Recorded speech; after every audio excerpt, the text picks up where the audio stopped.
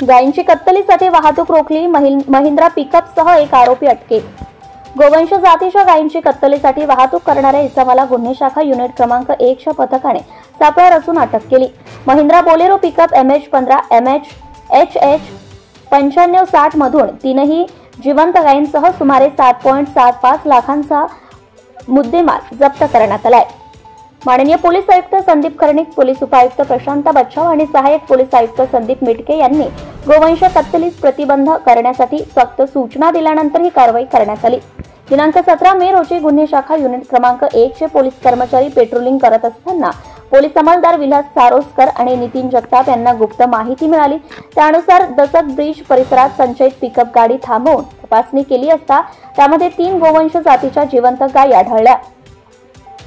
गाडीतील इसम नामे गणेश तानाजी मते, मुरंबी गाव, तालुका इगतपुरी यास ताब्यात घेण्यात आले। त्याने गायी कत्तलीसाठी जुनेद खान राहणार कुरण संगमनेर यांच्याकडे नेत असल्याची कबुली दिली।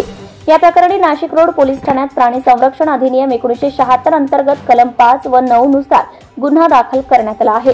ताब्यात घेतलेल्या गायींना गोशाळेत सुरक्षित ठेवण्यात आले असून आरोपींसह मुद्देमाल पुढील कारवाईसाठी नाशिक रोड पोलिसांच्या ताब्यात देण्यात आला आहे। ही कारवाई गुन्हे शाखा युनिट क्रमांक 1 चे वरिष्ठ पोलीस निरीक्षक श्री मधुकर कड यांच्या मार्गदर्शनाखाली सहाय्यक पोलीस निरीक्षक हिरामण भोये, पोलीस उपनिरीक्षक चेतन श्रीवंत, पोलीस हवालदार रमेश कोळी, नाझीम खान पठाण, पोलीस अंमलदार विलास सारोस्कर, नितीन जगताप, जगेश्वर बोरसे, मुक्तार शेख, अनुजा एल्वे, पोलीस उपनिरीक्षक किरण शिरसाट आणि पोलीस हवालदार युकाम पवार यांच्या पथकाने केली। Subscribe now and press the bell icon. Never miss an update.